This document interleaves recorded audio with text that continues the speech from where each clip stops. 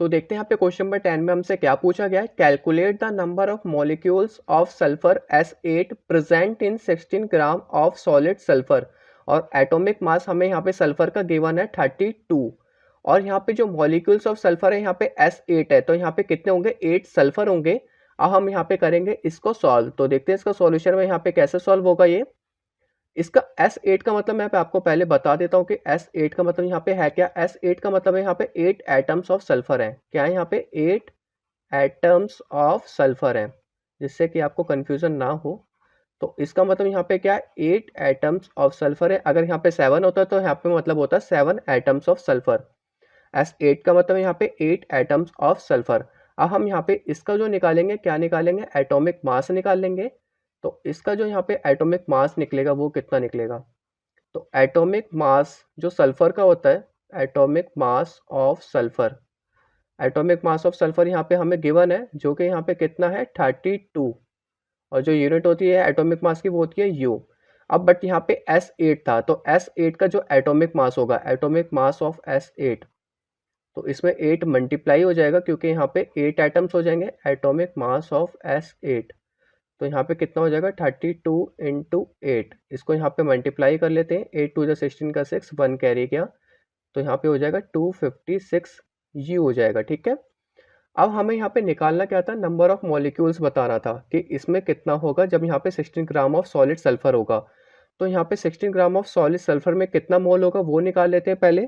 तो यहाँ पे मैं लिख लेता हूँ 16 ग्राम ऑफ सल्फर। तो 16 ग्राम ऑफ सल्फर में कितना मोल होगा वो देख लेते हैं। तो इसको यहाँ पे हमें सॉल्व करना पड़ेगा, 1 डिवाइडेड बाई 256 इंटू 16। इसको यहाँ पे सॉल्व करते हैं तो यहाँ पे क्या होगा, 16 वन जा 16, 16 वन जा 16, और यहाँ पे कितना बचा हमारा 96। तो 16 सिक्स जा क्या होता है 96, और 1 को हमें यहाँ पे 16 से डिवाइड करना पड़ेगा। देखते हैं यहाँ पे क्या आता है। तो 1 को यहाँ पे हमें किससे डिवाइड करना है, 16 से। तो 0.0 लगाएंगे तो यहाँ पे फिर भी नहीं हो पाएगा, एक और 0 यहाँ पे लगाना पड़ेगा जब जाके यहाँ पे 100 होगा। और 16 सिक्स जा यहाँ पे क्या होता है हमारा 96 होता है। तो 16 सिक्स जा 96। इसको यहाँ पे सॉल्व करते हैं तो यहाँ पे कितना आ जाएगा हमारा 4 आ जाएगा। कितना आ जाएगा यहाँ पे 4 आ जाएगा। उसके बाद यहाँ पे हम एक 0 अपनी तरफ से ले सकते हैं। उसके बाद यहाँ पे 16 टू जा कितना होता है 32 होता है। और यहाँ पे बचा हमारा 8, फिर एक 0 यहाँ पे आ गया, और 16 5 जा यहाँ पे क्या होता है 80 होता है। तो इसका मतलब यहाँ पे सॉल्व करने के लिए इसका जो आंसर आएगा यहाँ पे कितना आएगा 0.0625। यहाँ पे क्या आ गया हमारा, इतना मोल आ गया। इतना यहाँ पे क्या हो गया, मोल आ गया। 16 ग्राम ऑफ सल्फर में कितना मोल होता है हमारा, 0.0625 मोल होता है। हमने क्या करा, यहाँ पे इसको डिवाइड कर दिया 256 इंटू 16। या तो नॉर्मली हम यहाँ पे लिख सकते थे इसको 16 डिवाइडेड बाई 256, क्योंकि यहाँ पे जो एटॉमिक मास होता है, और जो यहाँ पे हमें गिवन था 16 ग्राम ऑफ सॉलिड सल्फर हमें बताना था ना, तो यहाँ पे 16 और जो इसका हमारा पूरे का एटॉमिक मास निकला था सेट का, उससे हम यहाँ पे इसको डिवाइड कर देंगे। तो हमारा कितना आंसर आएगा 0.0625 मोल आएगा। और हमें अब बताना है 0.0625 मोल में कितने मॉलिक्यूल्स प्रेजेंट है।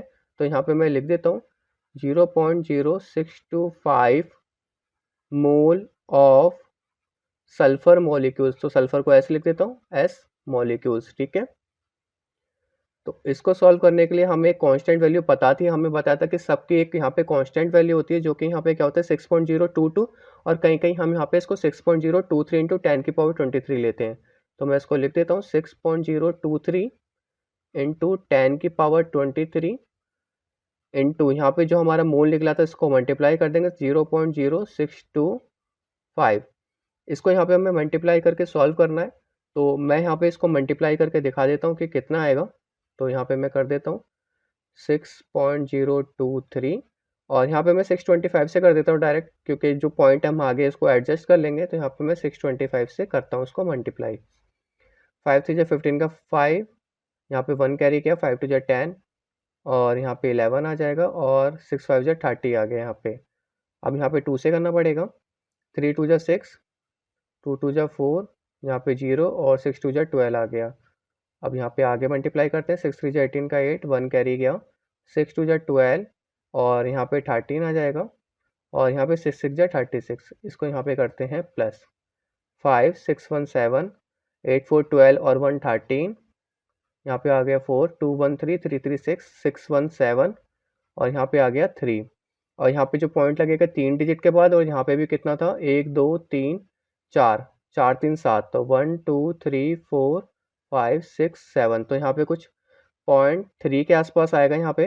तो यहाँ पे मैं लिख देता हूँ। अब 0.3 को यहाँ पे एडजस्ट, अभी मैं फिलहाल यही कर देता हूँ, 0.376 इंटू 10 की पावर 23 आएगी।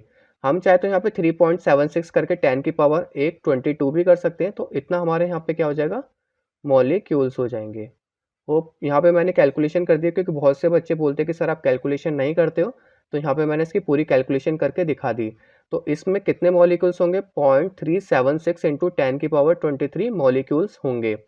सबसे पहले यहाँ पे 8 एटम्स ऑफ सल्फर का था, इसको हम यहाँ पे एटॉमिक मास निकाल लेंगे सेट का, जो कि 256 यू निकलेगा। 16 ग्राम ऑफ सल्फर में कितने मोल्स होते हैं, इसको हम यहाँ पे डिवाइड कर देंगे 256 से, हमें मोल पता चल जाएगा। और इतने मोल में कितने मॉलिक्यूल्स होते हैं, यहाँ पे कांस्टेंट वैल्यू होती है, जो कि यहाँ पे 6.023 इंटू 10 की पावर 23। इसको यहाँ पे एवोगैड्रो कांस्टेंट भी बोलते हैं, जिसको आने वाली क्लास में आप पढ़ोगे। यहाँ पे एवोगैड्रो के बारे में कुछ बताया नहीं गया, यहाँ पे एटम्स की कांस्टेंट वैल्यू बताई गई है, जो कि एक आयंस फिक्स होते हैं, जो कि यहाँ पे क्या है 6.023 इंटू 10 की पावर 23 होती है। इसको हम यहाँ पे इतने मोल से मल्टीप्लाई कर देंगे, तो हमारा यहाँ पे आंसर निकल जाएगा। होप आपको ये वाला क्वेश्चन भी समझ में आ गया होगा। अब हम देखते हैं अपना नेक्स्ट क्वेश्चन।